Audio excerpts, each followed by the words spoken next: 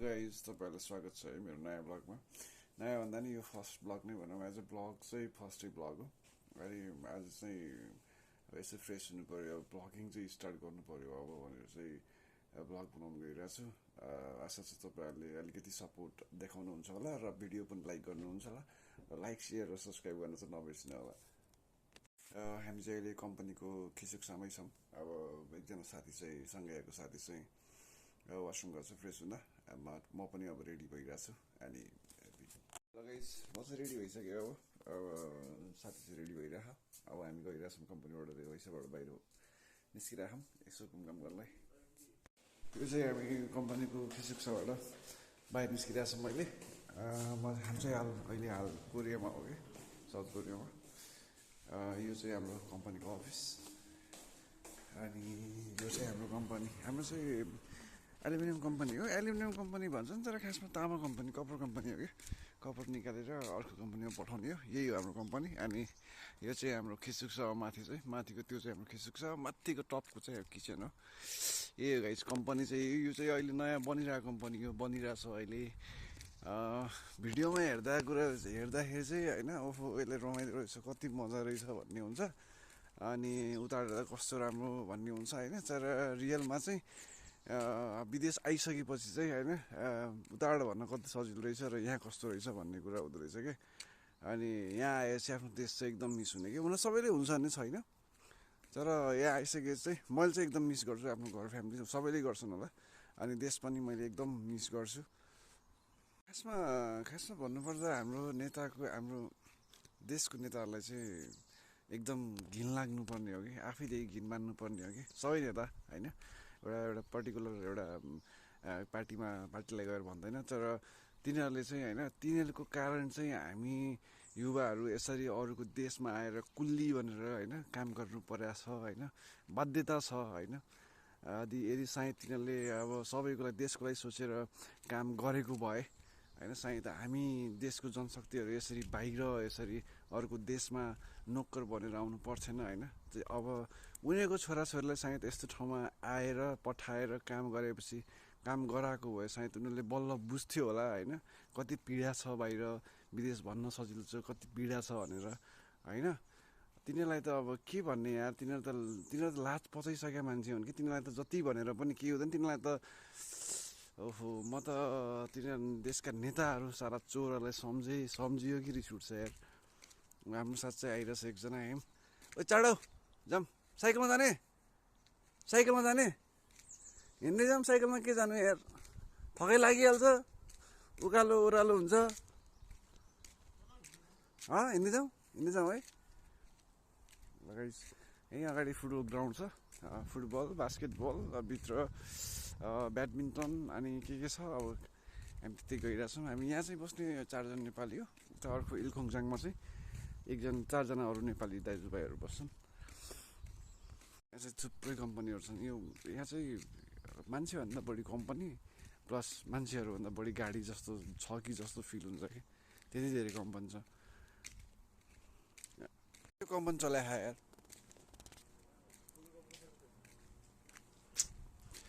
गाह्रो छ विदेश भन्न सजिलो, गाह्रो छ। भर्खर ठिक ठाउँमा आए ए हिजोकोले यहाँ यो कम्पनी पनि खुलाइरहेछ आज। काम आमामा सन्डे पनि चलिरहेको यार कम्पनी।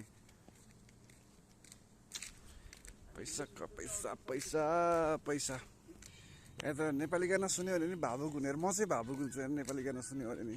एकदम घरको चाहिँ एकदम साह्रै याद आउँछ यार। यसै छ लाउरीहरूको जिन्दगी, यसै छ क्यादे हो।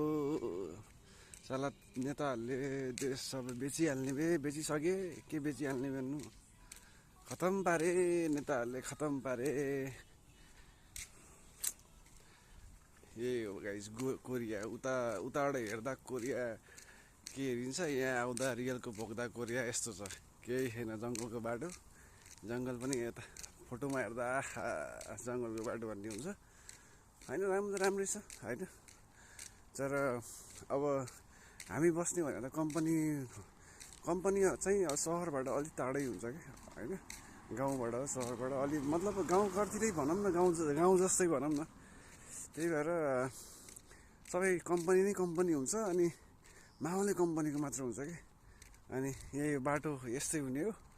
यहाँ जङ्गल छ, जङ्गलमा केही छैन रुखबाहेक। हुन त जङ्गलमा रुखबाहेक के हुने रहेन, जनावरहरू पनि छैन र के कोरियामा त सबै भगाएर सबै जनावरहरू सबै खाइसके, केही बाँकी राखेनन्। अब त कुकुर पाले देखेर पनि यिनीहरूले खानलाई पाले हो कि उही हामीले बाख्रा पाले जस्तो खानलाई पाले हो कि के गरे। यहाँ कुकुर त यिनीहरूले खानलाई पाले हो कि सोको लागि पाले हो कि सेक्युरिटी रिजनको लागि पाले हो कि के हो थाहै नहुने। बिल्डिङ देखिन्छन् तर सबै कम्पनीकै बिल्डिङ हुन्छन्। अन्त बस्ने ठाउँ रेसिडेन्सियल एरिया चाहिँ अलिकति टाढै हुन्छ। र हेरौँ, अब आएको 1 महिना भयो, बिस्तारै एडजस्ट भइन्छ कि कोरियामा।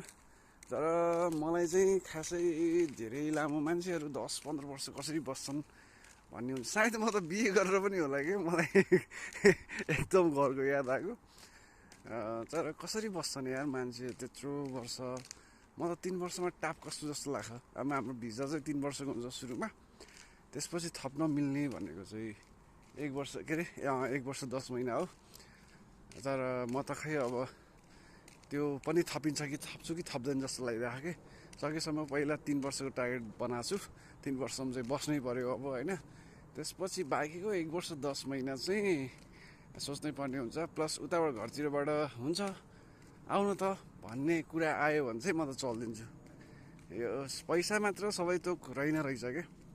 हुन्छ नि, मान्छे नेपालमै पनि त्यही 20-25 हजार 30-35 हजार कमाएर होइन, महिनाको 35-35 हजार कमाएर त्यही पैसा पनि खुसी हुने मान्छे पनि छन्। अनि महिनाको लाखौँ कमाएर पनि टेन्सन लिने मान्छेहरू पनि धेरै छन् कि। त्यही भएर खुसी भन्ने कुरा अभियसली पैसाले सुख दिन्छ, सुख किन्न सकिन्छ होइन।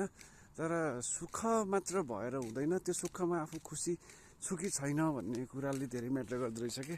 त्यही भएर गाइज के भन्छ, अब मैले भन्ने त त्यही हो। मैले फिल गरेर मैले भोगिरहेको त त्यही हो है।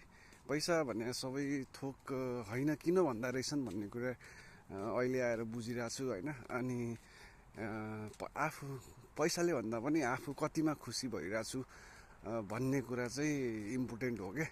त्यही भएर पैसाको पछाडि लागेर विदेश आफ्नो घर फ्यामिली छोडेर विदेश धाउने मान्छेहरू चाहिँ पैसैकै लागि मात्र होइन, कसैको बाध्यता हुन्छ, बाध्यताले गर्दा जानुपर्ने मान्छेहरू पनि थुप्रै छन्, दाजुभाइहरू पनि थुप्रै छन् होइन, दिदीबहिनीहरू पनि थुप्रै छन्। तर पैसैकै लागि मात्र भनेर चाहिँ विदेश चाहिँ नआउनु होला है भाइ बहिनीहरूलाई चाहिँ भने। यस्तै छ। को नगरपालिका हो, फोहोर उठाउने नगरपालिका। यिनीहरूले सबै फोहोर यहाँ थुपार्छ, तपाईँहरूले देख्न सक्नुहुन्छ होइन। अनि यो चाहिँ नगरपालिका हो।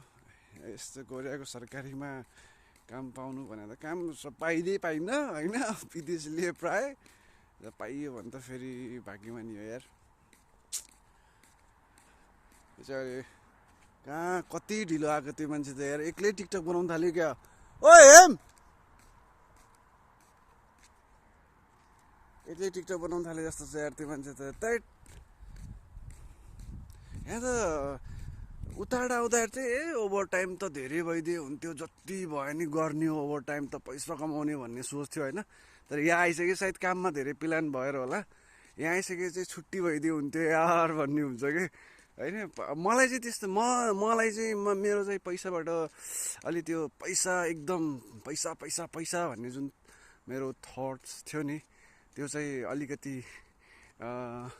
हराइसक्यो। मलाई चाहिँ अब धेरैभन्दा पनि अब आफूलाई अलिकति पुग्ने भइसकेपछि चाहिँ म नेपाल फर्किन्छु।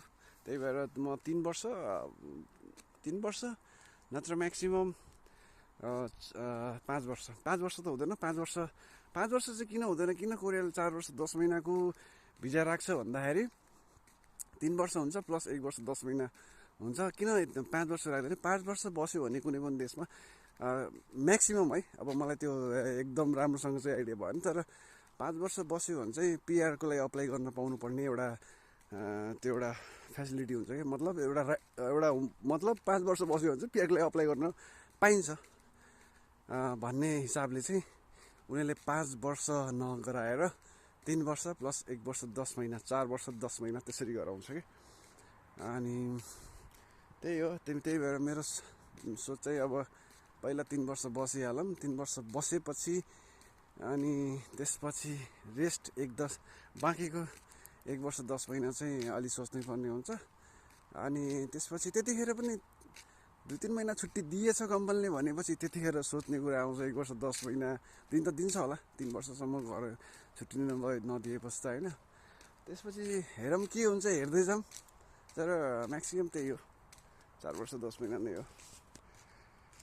त्यसपछि आफ्नो फ्यामिलीसँग बसिन्छ मजाले, 2 छाक थोरै खाने, मिठो खाने होइन, खुसी हुँदै खाने, मनमा नो स्ट्रेस, दिमागमा नो स्ट्रेस, मनमा नो रिग्रेट्स राखेर चाहिँ त्यसपछि हाँसी खुसी बाउआमा बुढी होइन, दाइ भाउजू छोराछोरीहरूसँग, छोराछोरी त भएको छैन मेरो अझै, भतिजा भतिजीहरूसँग चाहिँ बसेर खुसी हुँदै रमाउँदै सानोमा कुरामा पनि खुसी हुँदै बस्ने हो।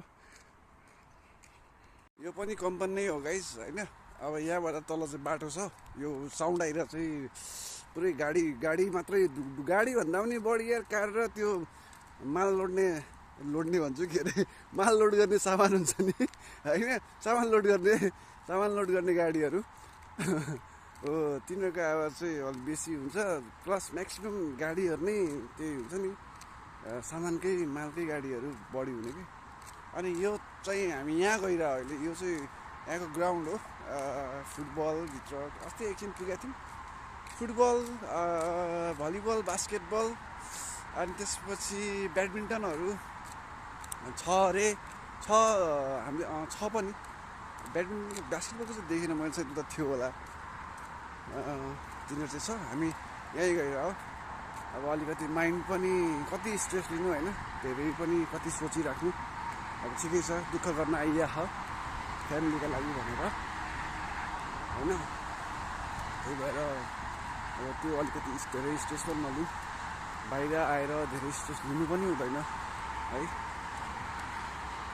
यो बिरालो कहिले हाम्रो कम्पनीमा पुग्याउँछ, नै उता जा बिरालले बाटो काटिदियो, जानु कि नजानु भन्ने हो त, जाऊँ अब